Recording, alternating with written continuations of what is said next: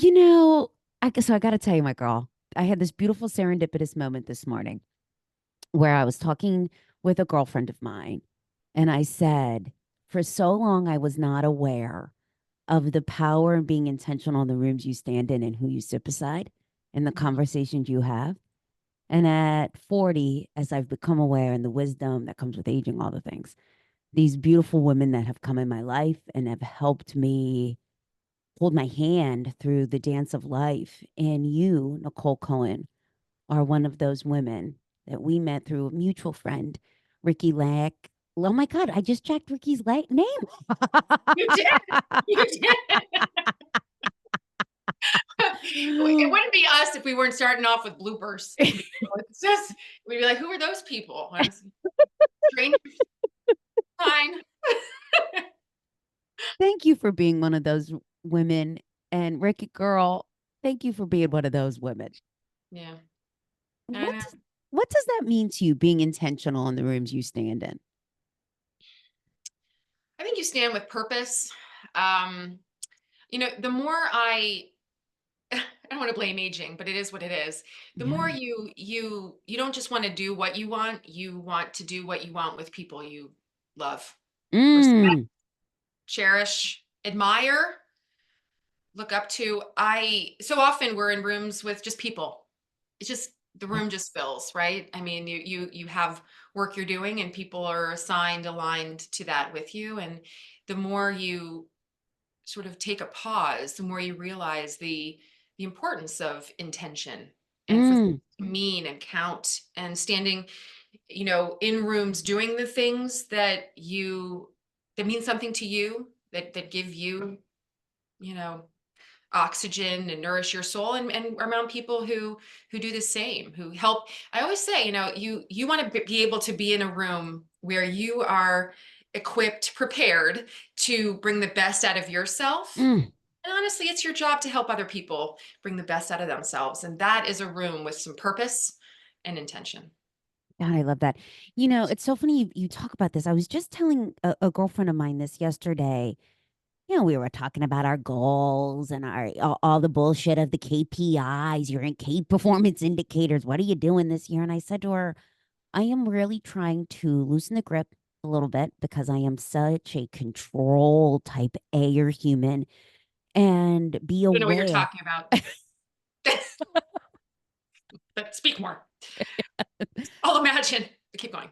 I'm trying to be aware of those humans that light me up, that do bring out the best in me, this Yeah. energy that just happens. And she had said to me, well, Meg, I don't know, you got to stand in a lot of room, especially in this corporate world with people that don't. What would your response be to that? I would say you do have to light your inner power. Mm. You have to bring your energy no matter what's around you. I do try to meet people where they are. Like I can be a whole lot of it's true. And not a lot of people can take that. That's fine. Like, I have it dialed up but still authentic uh you know light or energy or presence in general. Like I can people need to adapt. It's fine. It Mm. doesn't mean you're changing who you are. I think that's important. We're not, we don't need to be chameleons. It's not like, okay, the room is a certain way. Look, I have an acting background, right? And so, but in the real world, I don't actually take on a completely different character. I'm still me, but you do have to adjust to where people are, what they can handle. You don't actually know what people are bringing into that room. I once Mm. had a person who was, I'll be honest, I worked with this individual and he was rude. He was just rude. And I've worked with hundreds of companies. I've worked with my own company. I've worked with tons of people. So I'm not disclosing from which company he originated, but he was rude. He was, and unprofessional in Mm. a just nasty way. And I remember talking to somebody about it thinking, you know, he was rude to me. It's not okay. I need to have a conversation about it now, right? I'm have to. So I was processing that, and the person with whom I was speaking about this said, it was rude. That is true. Like there was no forgiveness for that. Just like, it's not an excuse. Well, he's rude. Well, he's just a rude person. Oh, okay. It's just who he is. No, that's not okay. But you have to understand where people are coming from to meet that, to be able to have that conversation. This person had a lot of fear of being successful, fear of, Mm. making it in the corporate world, whatever. And so when I had the conversation with him, he was rude. I don't combat rude in the moment because I don't trust myself that I will remain true to who I am. And I have Mm. no desire to reach somebody at their level of rudeness. That is not what I'm about, who I want to be. At the end of the day, I want to feel good about who I was every moment of that day, from when I was with my children or my husband or my other family and friends to somebody at work. So I have to sometimes let the rudeness sit and then process it and come back. And I honestly think, I can't control who he is or how he's unprofessional. I can control the way I respond and react. Mm. And, but I'm going to keep in mind some empathy that he's acting this way out of fear. And so I met that rudeness with, comments on, because sometimes you have to address it. I can't come in like it didn't happen and just be my normal Right. self, like we're just in a new scene. Hi, like, no, it happened. And I'm like, here's what happened. Here's how I took it. Here's why it's not okay. But at the root of what you were saying, here's my constructive kind of comment about how we address it. And I say you just have to meet people where they are sometimes, but still be who you are. Did you find freedom on the other end of that? Like, regardless of how he might have changed or didn't change or Right. whatever, did you find freedom by addressing it in the way that you did, in a way true to you? Always. So you actually approach a very good topic, which is how we respond to conflict or negative Hmm. behaviors, right? I I've been in situations where people have been, I'm using the word rude to just be this huge umbrella, cursing at me, cursing it like me. And I'm like, well, me? How are you? I like, how are you? I'm asking you a business question and I'm getting a reaction back of like, I Yeah. mean, I, and so I have found, Meg, in my career, when I don't address it, it just sits and stews. Mm. And I can't live that way. I can't. And one of my favorite stories, which started off as a horror story, was when we've talked about this before, when I got an email on a Saturday Mm. night, and the details don't change because these are true. This isn't Mhm. just based on a true story. It's a true story. I Mm. got an email on a Saturday night from somebody I completely respect and admire and trusted, to like, he wrote it to me with like 20 people on copy. That may or may not be an exaggeration. I don't know, over and under by 5. It's not that off. Um, and the email started with something that I did. He's like, what you did is the stupidest thing that I've ever seen. Mm. And my first reaction, because I do have a comedy background, is like, thank you. Like, of course, I'm reading it, like I don't have to say like it's an Academy Award. Thank you. Because this person's worked a really long time and has probably seen a lot of things and a lot of stupid things. And my thing was the stupidest thing he'd ever seen. And I thought, wow, thank you. I mean, I want to thank my mom for just teaching me things, and my friends for allowing me to be so stupid. But anyway, I decided, well, first I asked my husband, what do you think I should do? He's like, I don't know.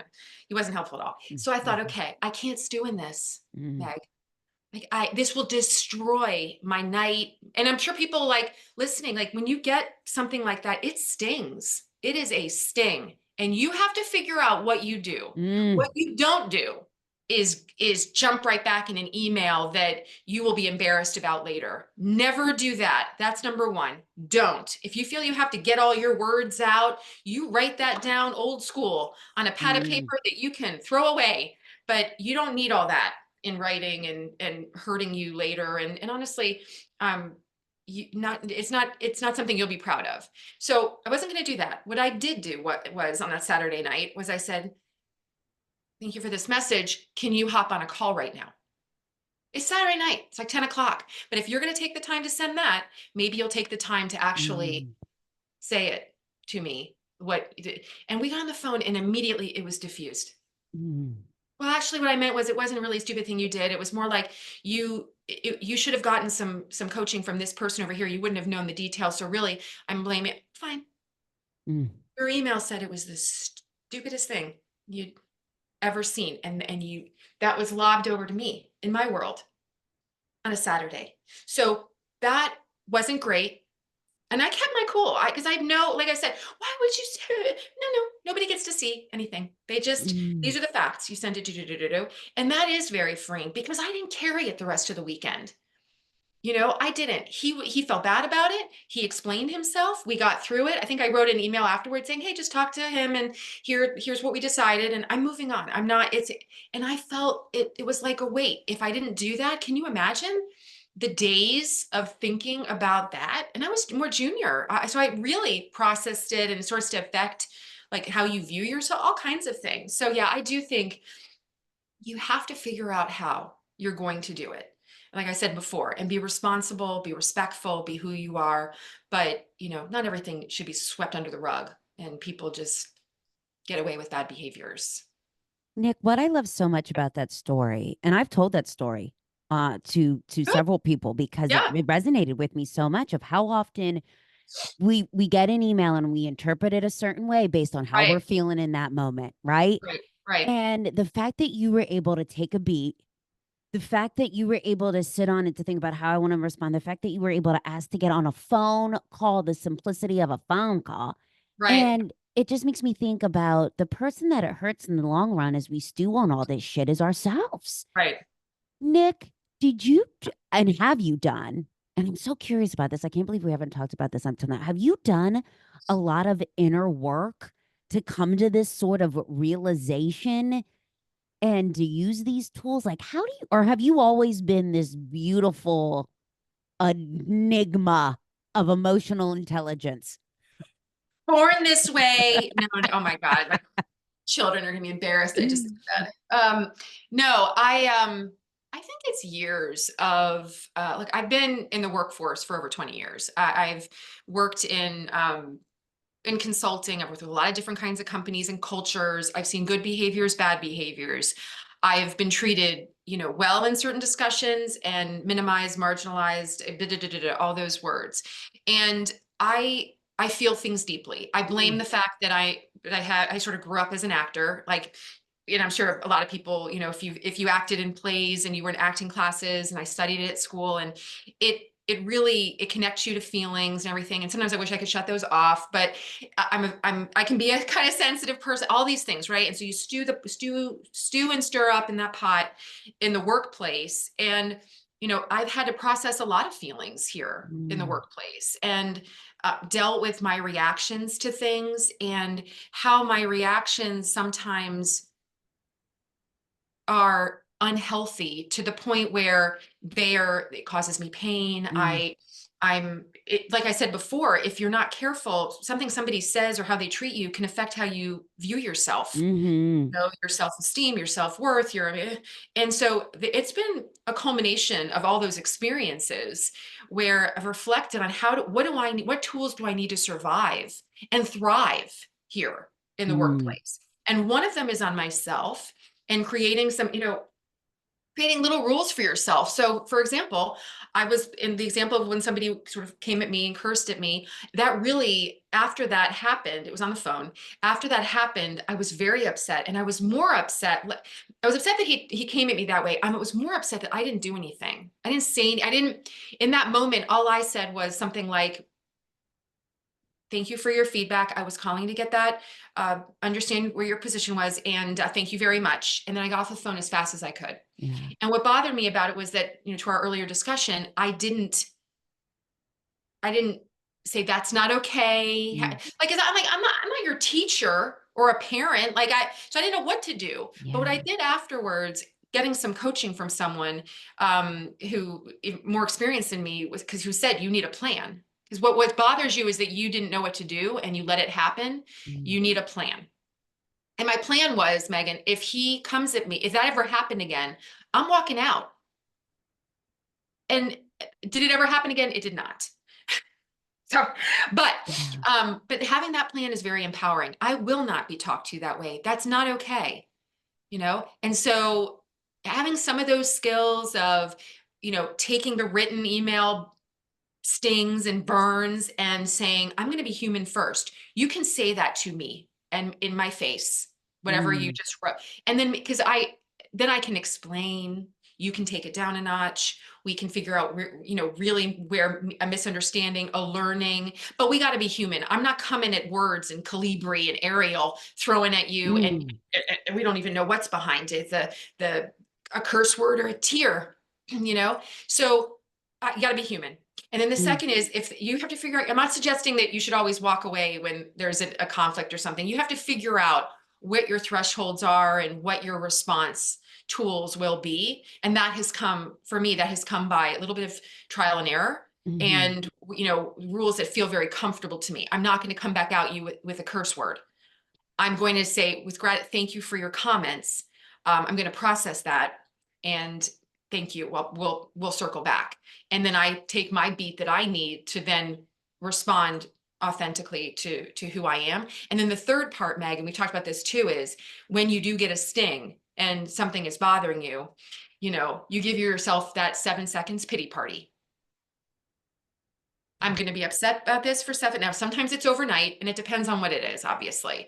But the normal sort of sting of a workplace feedback discussion, whatever it might be, you say, all right, let this bother me for 7 seconds. And then you decide if you need another 7. But, you realize it will pass. mhm. Um, and it'll pass even more comfortably if you do have a plan of how you intend to react in the most, respectful way possible. So. Nick, God, girl, you're taking me to church over here. You said so much that really hit me. And to your last point on you have to have a plan, it just made me think. I was reading this the other night, and I wrote it down because I loved it so much. And it was, if you don't have a plan, you Yeah. will keep having the same problem over and over and over again. And so having the strength to address it and to also know you don't need to do it alone. That is one of the other things I love when you said, I picked up the phone and I called a coach, someone senior than me, to talk Right. through it. How often do we think we need to have all the answers and we need to have it figured out, or I'm fine, I'm good?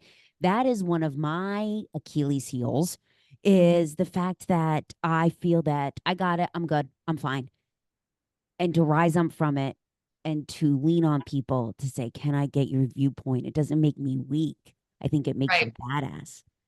Yeah, I agree. I mean, the answer to your question, how often, I mean, we should be doing it a lot. But with that, you have to know your village. You have to Mm, know your network.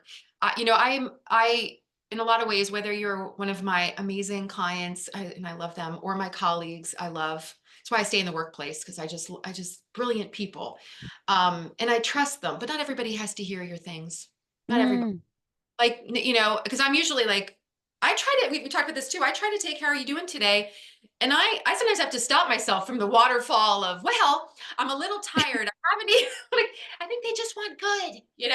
Okay, right. So know your audience, know your village, know your community, know, the people who are best either equipped um, or prepared to handle what you have going on in your mind. Like, I mm, don't I I think about my friends and my family, and how not all of them have the tools, have had the mm, experiences to help me through every single problem. And so they don't probably need me to go through it with them, and it's not fair to them. And so I feel like, if I were to take a step back from that question, it's when you are going through something, I think that if it seems kind of hard, and this is with a work problem too, if it seems really hard, you probably shouldn't be tackling it alone. mm. Shouldn't. And it happens in the workplace all the time, where you have a problem, with the best of intentions of like, but I want to solve it, and I'm going to solve it, and I'm going to get through it. And the firm or whatever gave me this responsibility, and I want to do it. It is such a great trait. It's just that, number one, why? Yeah.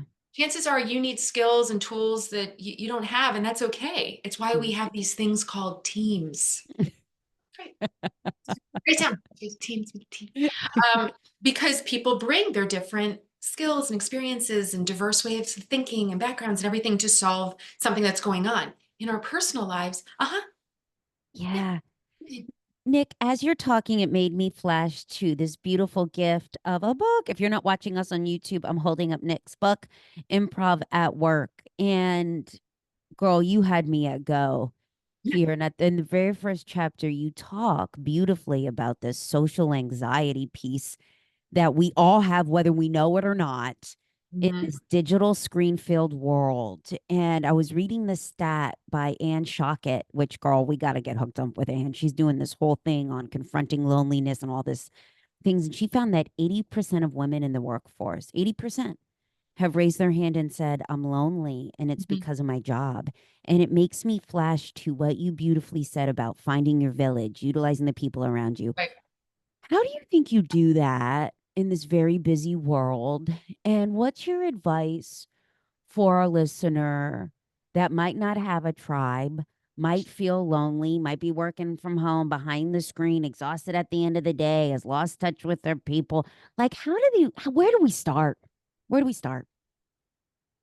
We start with looking for opportunities to share about ourselves, to Mm. find the human connections. And that sounds so, I feel like I'm straight out of an acting class, like, and then you're a tree blowing in the wind. No, you're not.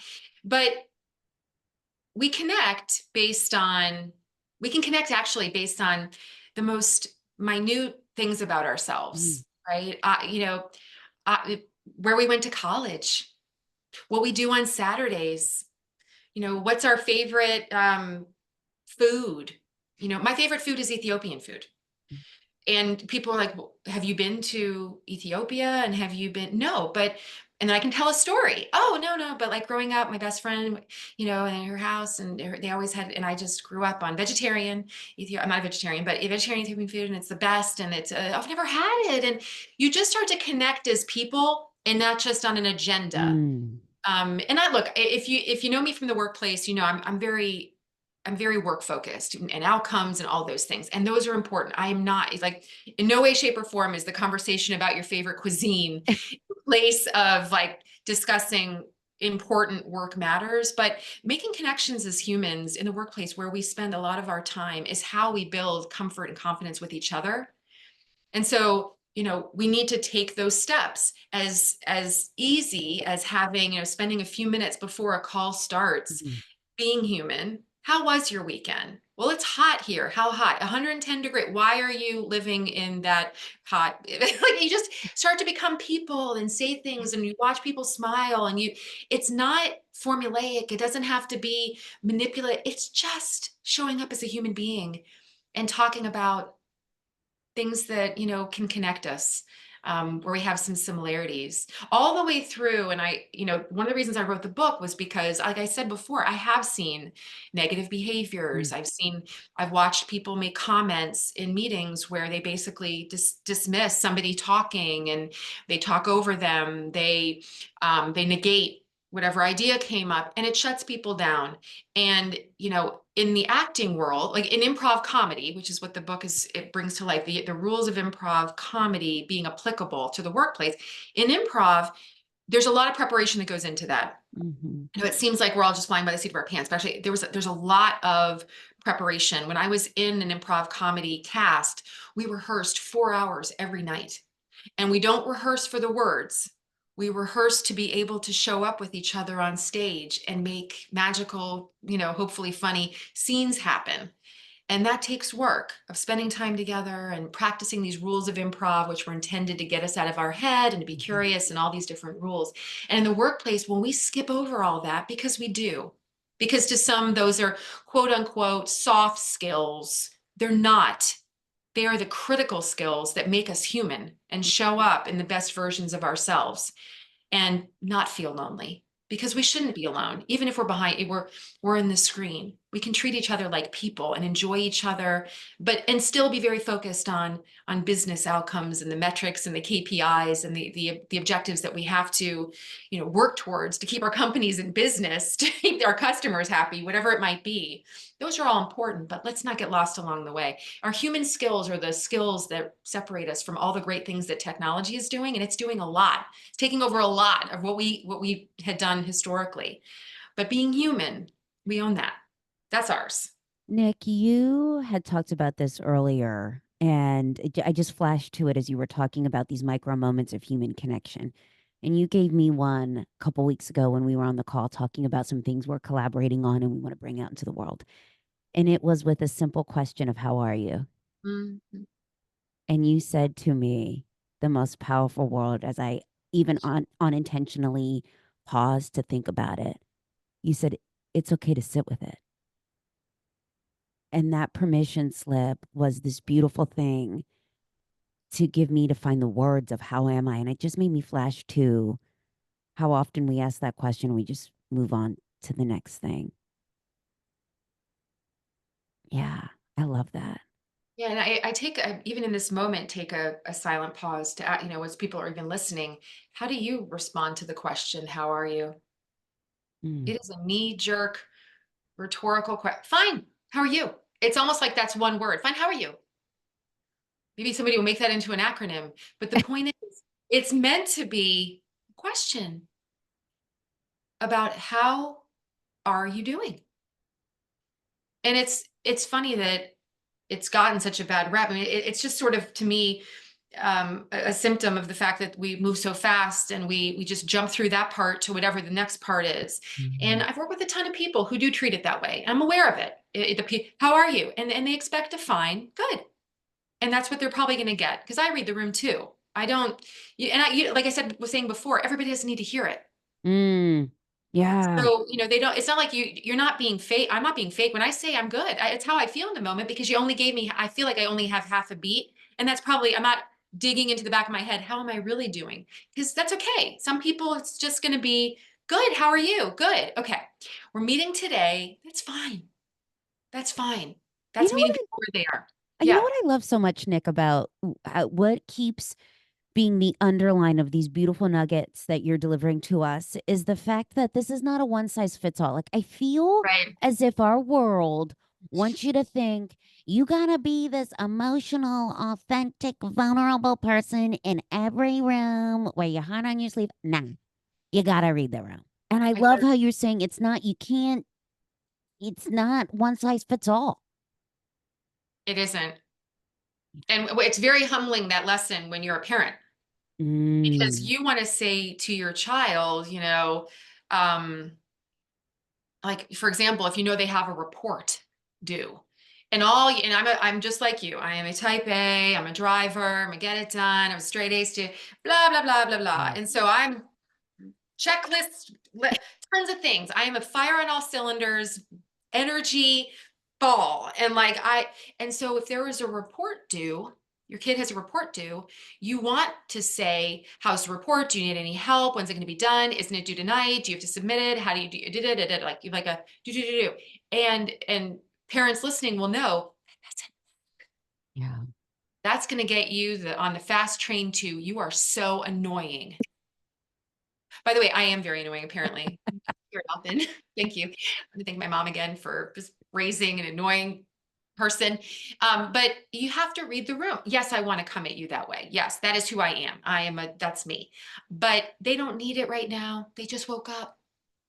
Or maybe they just got back and they lost, a game of like a basketball or soccer or whatever. And they just lost. Am I going to should I be coming at them with all this boom, boom, boom? You've got to read the room. I say that to my husband all the time. I'm like, read the room.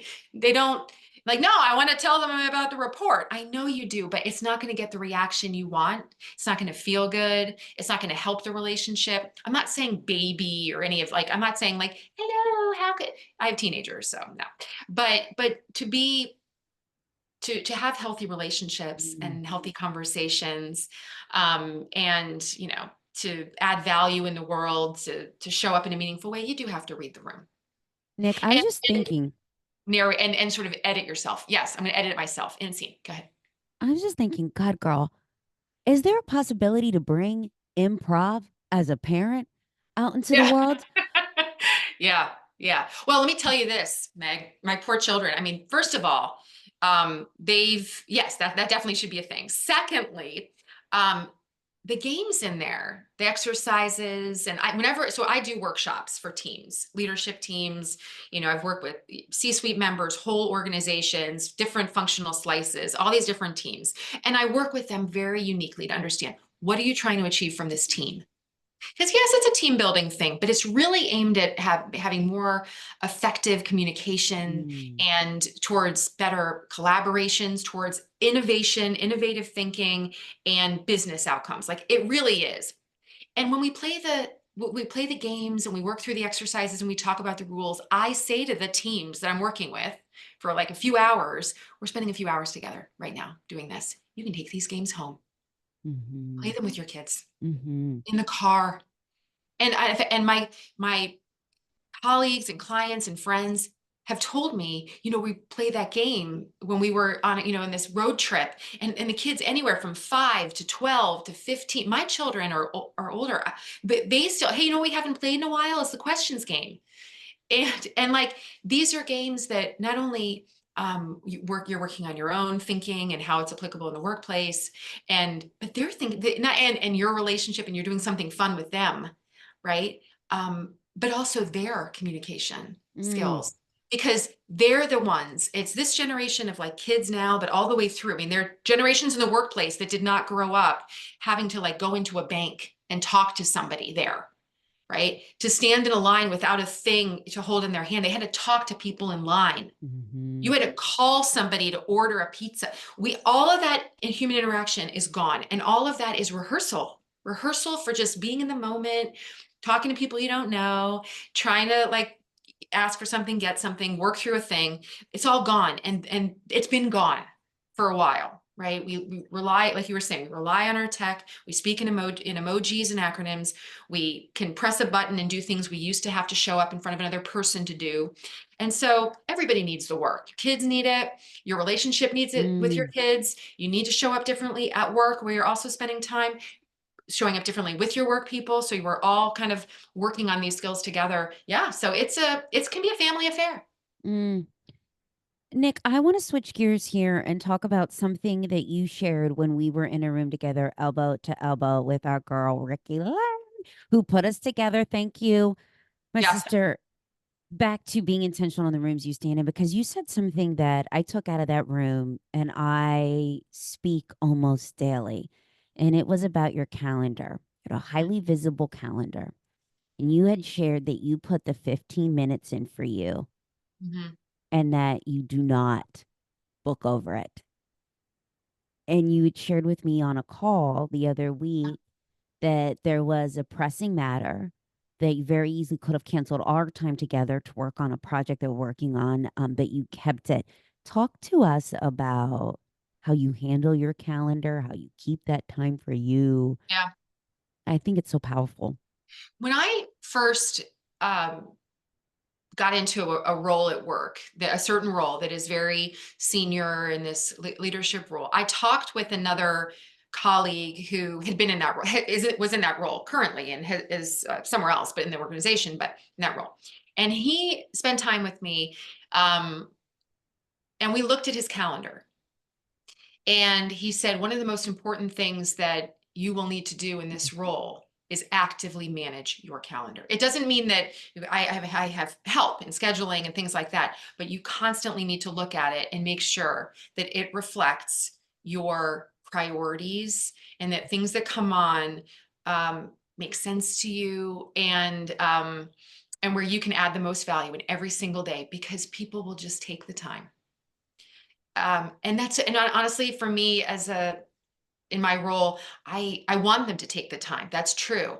But that 15 minutes of time every day is for you to be highly strategic on what matters the most to you in this day, or you could even do thinking in that 15. Mm, I have to oftentimes use that 15 minutes to figure out during the day, I have to do these 5 things. When am I going to do them? I can try to do as many as I can in 15, or I have to say, I'm going to get so far here. I have these 3 things I need to do. I'm going to have to do this. This is the priority here. It is a constant review of that information, especially as new things come in and sort of Mm, create the need to do some reprioritization. But if you're not careful, your calendar will just pull you through the day. And that's other people's agendas and motivations, and a mm, lot of those align to yours, and that's great. But you may have some things that are important to you, and you have to make sure that you are fighting successfully to keep those in the calendar. And time with you was an example of that, where I in all it, and people are pretty flexible. Actually, I mm, find, like, I was ready. I'm like, okay, they need that time, and then I said, well, how about if could you, instead of the time, Meg, you and I had, like, I said, can you move it to the sure. mm. Like, we create this false sense of rigidity or Yeah. constraints, and it's like, we're all human. Last time I checked, all the humans are by definition human. So and in general, that's what, and so sometimes I even have to, in the 15 minutes, think what's happening, that things are scheduled for me. Like, actually, I know those are scheduled conference call. I actually need to just reach out to this person and say, hey, do you have 5 minutes? It's not scheduled. It's not Yeah. this, that, but it'll help us be, it's just a human moment. Yeah. I had loved that so much because it makes me think of, or at least in my journey, Yeah. as listen, I think a lot of us high achievers have this. Yes, I'll say yes to the thing. Yes, I'll Right. be at the thing. Yes, I'll do it because we want to kick ass and do what we do well, which is a beautiful thing, but it comes at the sacrifice of yourself. And then there becomes this resentment that I don't think we talk about that I experienced firsthand. When you cancel the thing on the calendar for you, even if it is 15 minutes to call to make the doctor's appointment or do the thing for your kid or even just to eat out from behind the screen. And after you shared that, I feel like it gave me a permission slip to make the time for me. And speaking of your permission slips, I would love to ask you in the book, what was one of your favorite chapters or nuggets that you keep going back to, or that you're like, God, that was a hard lesson, or my kids and I talk about it. Anything that comes to mind? Yeah, I mean, so in the book is set up, it's set up, the number of chapters kind of bring you along a journey on why improv comedy, or why improv in the workplace, because there I didn't think I needed that when I first started the journey of the book. I just started immediately to here's what improv has to share with you, like Yeah. thinking everybody would just understand it and break. And it became very important, as I've done workshops now with teams, that I explain why. Mm, Because it's not just a fun thing to do, and it's just like going bowling. It is really important for high functioning businesses to embrace the rules of improv. These are the rules that help us to do all the things we were talking about: communicate, collaborate, innovate, etc. And then the whole section on the rules, which are a number of different rules. And the one rule, I love all of them equally as children. But I will say the rule around 2 rules I have to highlight. One is um, opening your mind to the mm, possibilities. It's in improv land, it's the yes and rule, which most people know. And when I've talked about that rule with people in the workplace, I'm sometimes met with resistance. You can't always say yes. Like, I don't, and I appreciate that. The intention, back to your word intention, the intention behind the rule, though, is to keep the ideas flowing and mm, keep people engaged. And back to that concept of, I can only be great up here if you're great, if you mm, feel great. So, and in the book, I talk about this true story where somebody challenged me in a workshop with like 50 other people in the room, and said, you can't always say yes. And I'm like, well, try me. Give me a question, right? That maybe a team member would take to you. And the person said, okay, let's say somebody comes to you and says, I want to throw a party for my team. I need $50,000 because the team was able to, finish a document that we were, setting out to achieve or whatever. And it's just sort of an interim milestone. And we need $50,000 for a big party to thank them. They've been working really hard. Would you just say yes, Nicole? And I said, well, here's how I'd approach it. I'd find the yes. You want to celebrate the team? Yes. They did a great job and they should Mm, feel like that hard work means something to you and to the leadership. Yes. Is it 50,000? Is it something else? Can we come up with some other ideas that might, work within our budgets so mm, that they do feel as appreciated as you want them to feel? Let's do that.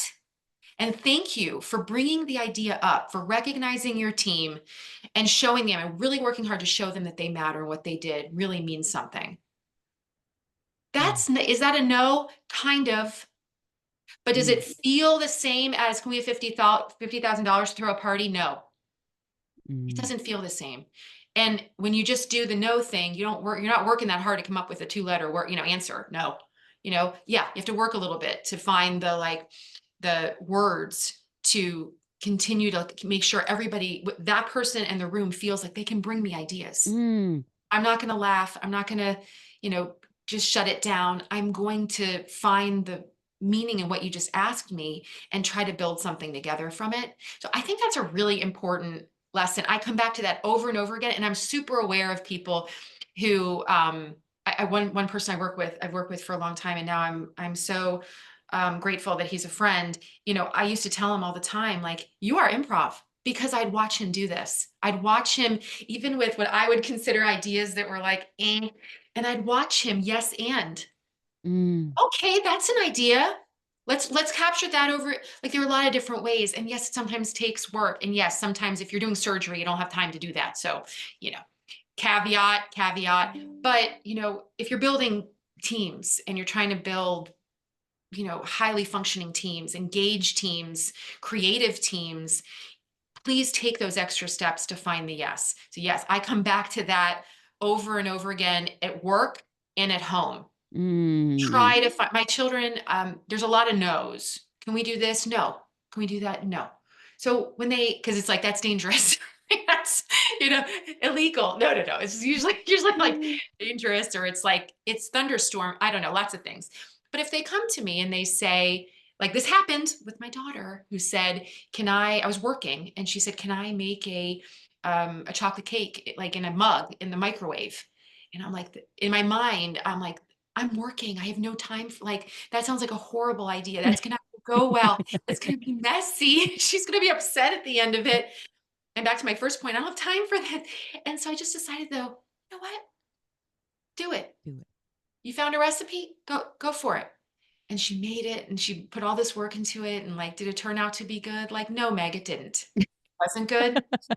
And we had a laugh and smoke and other things, but she would later work on that recipe, and it actually turned into this chocolate souffle thingamabob in a mug that is actually good. Kind of like a lava cake in a mug. And so try to find the yes.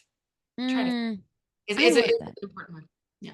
It just made me flash to Nick this, and we've heard this time and time again, but damn, aren't those old sayings, don't they have so much weight? Like the shit that you'd hear as a kid or coming up, and you'd be like, yeah, yeah, but it's true. And it's not in what you say, it's how you say it. Ooh, that's good. Yeah, like Yeah. as you were just going through that description of the two ways to have Right. the conversation, right? I Right. just thought, wow, there Right. it's really Right. true. Nick, should we, and I can't believe we're almost at time. I want to ask you this. Yeah. Should we share with our tribe members that what we're working on, what Yeah, we let's do it. might be deliverance? So, gang, Nick and I are here is to back to our point earlier about when you feel a connection with someone, Yeah. when someone lights you up, when you feel that energetic high from being around them and they bring out the best in you to create space for it. And I think Nick and I have done a really great job of staying in touch with each other after we were in that room together doing a panel discussion. And I just loved sitting beside you that we were like, we got to keep this going. And you said something so beautiful to me at lunch, at one of our lunch dates, which was we got to figure out a way just to work together because there's this beautiful thing that happens when we sit across from each other. And I felt it. Yeah. And so we are talking about bringing you all some Nick and Meg content, and we're framing that out and we're making the space for it. So stay tuned. Mick and Meg content. Yeah. Good. I like it. And I hope when people listen and they feel like they're with us. Mm, And two people, two humans who are really one conversation at a time, trying to leave impressions with intention, like you mm. said, and create these meaningful moments that will hopefully inspire people to be more comfortable and confident in their own skin. Nick, where can we buy the book? Where can we stay connected with you? Where can we get more of your Nick Nuggets? Ooh, Look at Nick you. Oh Nuggets. my God. We are just we're on fire. Like you think we're like marketing people with these clever phrases. Well, the book is on Amazon and other sort of online book, retailers, but certainly Amazon. And I'm on Instagram for one thing, improv at work. Come find me, and reach out. As much as I mean, I love the book. I love spending time with teams. If I can be useful to teams, like I said before, I like to understand what they need from what can improv bring to a specific team, and then we work towards that objective. So love that. So yes, please do that, and continuing to make it easier through an upcoming website to get in contact with me. But I'm a hop away, and I'm on LinkedIn, so anybody can find me there too. And please do message me. I love to hear how this is resonating. And thank you, Meg, for our time together and Mm, inviting me here. absolutely, my sister. Gang, I'm gonna link all of that in the show notes so you can just click right on that bad boy and stay connected with Nick and her beautiful work. And I gotta tell you, thank you for always making space for me. One of your beautiful, this is what I love about female friendships when they're the right friendships that meet you at the right time. We have this beautiful gift that we can see things in each other as women that we can't see in ourselves. And I feel called to share with you, my beautiful sister, that you have this way of making me feel seen, making me feel heard, giving me the space to show up as I am and leaving me better than I came at any table that I'm at with you. And that is just the gift of who you are. So thank you. I love you. And thank you for sharing you with this tribe today. You're so welcome, Meg. Any day, Mm, anytime. Thank you so much again for including me in this. This was truly a gift. love you.